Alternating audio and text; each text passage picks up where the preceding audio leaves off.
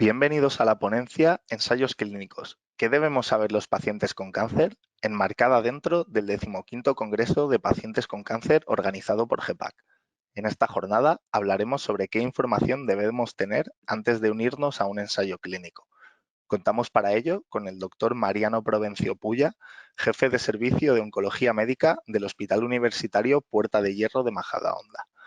Aprovechamos esta pequeña introducción para agradecerle en nombre del Grupo Español de Pacientes con Cáncer su participación y colaboración en este congreso. Pues doctor, le permito para que nos muestre la presentación. Muy bien, adelante. Muy bien.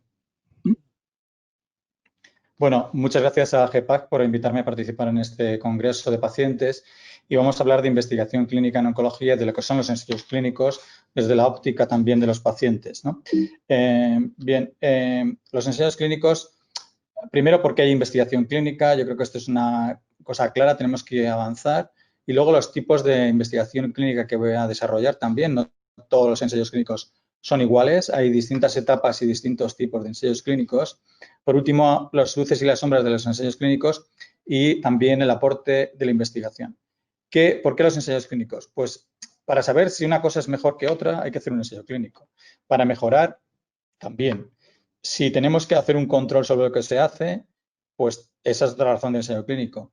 Y si alguien tiene que autorizar y tutelar la investigación clínica, todo esto es lo que es un ensayo clínico. Por eso tiene que haber ensayos clínicos. ¿Todos los ensayos clínicos son iguales?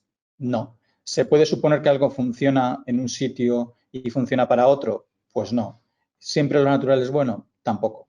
Por ejemplo, vamos a centrarlo en un caso muy sencillo de que alguien lo puede entender fácilmente, ¿no? Si alguien tiene un producto, su vecina tiene un producto que dice que le va a hacer crecer el pelo, pues ¿cómo podemos saber si eso es cierto? Pues hay que hacer una investigación, hay que hacer una investigación clínica. Y eso, pues son distintos tipos de estudios. El ensayo clínico es una parte, pero hay otros tipos de investigaciones clínicas también, que son estudios de cohortes, transversales, series de casos, casos clínicos. Todo eso es investigación. Dependiendo de cómo sea el grado de evidencia, tendrá una evidencia mayor o menor.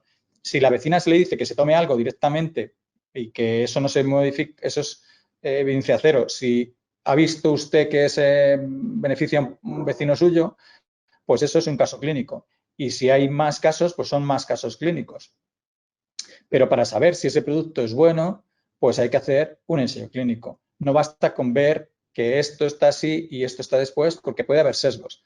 Entonces, la primera parte de la investigación tiene que ser preclínica en animales para ver datos de toxicidad y en función de esa toxicidad se hacen en seres humanos y vemos qué toxicidad tienen órganos diana, los efectos en relación a la dosis, las características de la toxicidad, igual que datos de farmacocinética animal.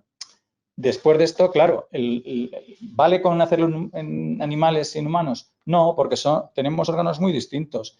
Puede aparecer toxicidad en ratones o en animales mayores que no aparecen en humanos y al revés. Por tanto, no todo vale.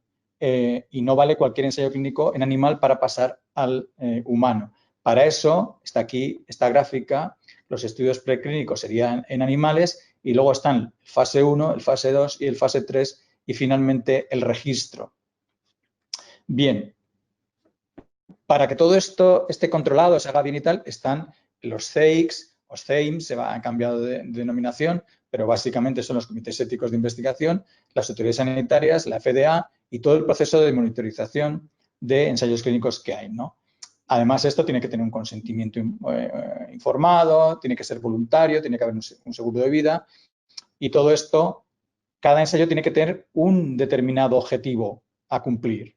Entonces, el fase 1 sería la primera administración en el hombre y el objetivo fundamental es ver la toxicidad de ese esquema en el hombre. No si tiene utilidad o no, que previsiblemente se va buscando, pero lo que se busca es fundamentalmente estudiar la toxicidad de ese fármaco. Ni se identifica la dosis ni el esquema óptimo, que eso vendrá después.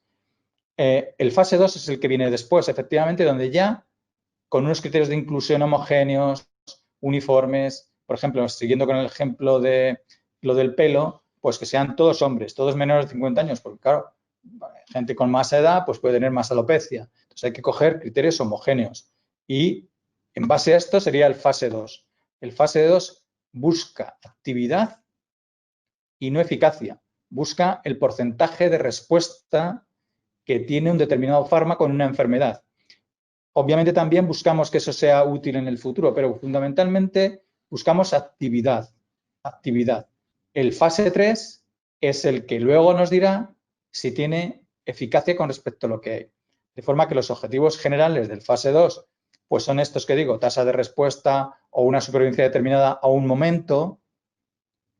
Y, claro, nosotros basamos estos ensayos en base a las respuestas que tenemos ya conocidas de los fármacos previos, de forma que si ese fármaco no cumple esas expectativas que ya tenemos de antes, pues se suele dar como no útil ese fármaco para el futuro. Y el fase 3 sería en el que ya comparamos el esquema habitual, la dosis habitual, el esquema tradicional, lo que es estándar, frente al esquema que evalúa nuevo fármaco, nuevo esquema, nuevo tratamiento. Y ese es el fase 3. El fase 3 donde todos comparamos realmente con grupos homogéneos si eso va a ser útil o no al paciente. Bien, puede que haya datos también en esa fase 3 en el que haya datos de, por ejemplo, que un paciente, sepamos que pacientes tienen peor o mejor pronóstico y para eso se hace una aleatorización dependiendo de cómo es, simple o compleja, para que caigan en los mismos grupos los tipos de pronóstico similar. Y eso y que nadie lo conozca. Y eso es un doble ciego, controlado, aleatorio, doble ciego. Y eso es la mayor prueba de eficacia de algo, ¿no? El comprobado, doble ciego entre ambos. Los objetivos serían supervivencia global, la libre de enfermedad, la tasa de respuestas, las toxicidades, pero fundamentalmente, habitualmente, se busca supervivencia global como endpoint principal, objetivo principal del fase 3. Bien, el diseño, como digo, puede ser aleatorio con eliminación del sesgo o intentando que los factores pronósticos estén en un sitio igual que en otro, ¿no? En general, este sería todos los ensayos clínicos y sería lo que ustedes tienen que saber. Fase 1, primera dosis en humanos, ver la toxicidad, la dosis limitante relativa a la toxicidad. El fase 2, cuando ya se tiene determinada una dosis, vamos a ver la actividad en el tumor. Y el fase 3, cuando se compara, todo lo demás ha sido positivo y se compara con lo estándar. Bien, luces y sombras de los ensayos clínicos. ¿Todos los ensayos son positivos? Pues no, si supiéramos que siempre son positivos, no lo haríamos. Se hace el ensayo porque cabe la duda de que sea útil o no para un paciente. Si no, no haríamos un ensayo, sería un tratamiento estándar. Un ensayo clínico, por denominación, pues es para investigar algo nuevo, no para comprobar lo que ya existe, ¿no? En este sentido, yo creo que es importante llamar la atención sobre la información de los medios de comunicación que muy rápidamente alentan o dan resultados muy preliminares de ensayos clínicos que a lo mejor son fase 1 o fase 2 y que no es estándar y eso lanza a mucha gente a que se deprima o que tenga frustración por el desarrollo de la ciencia. Entonces, yo creo que, claro, cosas como estas de que pues básicamente ya con un papel tenemos las drogas definidas y cosas así, pues hayan algunos que sí hemos logrado y otros que no. Hay que ser muy cauto en esto, ¿no? Y hay muchas noticias, pues esta noticia yo la saco siempre de una revista muy importante del 2007 y que decían que ya se iba a poder curar la diabetes, ¿no? Ha pasado un montón de años y todavía no se puede curar la diabetes. Por tanto, la actitud perseverante, reiterativa, procedimental, de acuerdo a ensayos clínicos, es lo ideal para conseguir una ciencia de calidad. Hay mucha gente que habla de que tiene pócimas, curaciones muy fáciles y tal. Yo humildemente me he permitido hacer este listado de las 10 reglas para descubrir el timador. Y cuando alguien, yo creo que cuando alguien llama a los medios de comunicación antes de la publicación, pues esto hay que llamarse la atención. Lo principal en la ciencia es la publicación. Cuando alguien antes de publicarlo dice que tiene algo que no lo ha publicado, mal asunto. Tiene que ser previamente publicado o presentado en un congreso en el que se pueda revisar. Luego, cuando se culpa de sus problemas a grandes empresas. Cuando el efecto no se puede comprobar. Cuando el hallazgo es anecdótico. Cuando no se puede medir. pues yo creo que estas cosas tienen que hacer reflexionar sobre que puede que no sea del todo útil este asunto. Que el científico trabaja de forma anónima y no se sabe muy bien con quién está trabajando. Proponen nuevas leyes de naturaleza que son imposibles de demostrar. El científico teórico pues dice que no se puede probar su invento porque no quiere que se lo copien o que piden dinero por anticipado. Yo creo que estas son situaciones en las que tenemos que sospechar que estamos ante un timo o una cosa poco evidente desde el punto de vista científico. Y esto es lo que yo creo que básicamente tienen ustedes que conocer en cuanto a pacientes. Como digo, la investigación es fundamental.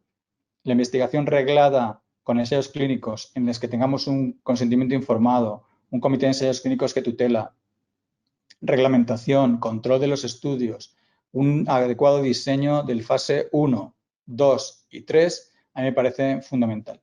Y nada más, con esto acabo. Muchas gracias por la invitación. Encantado de estar aquí.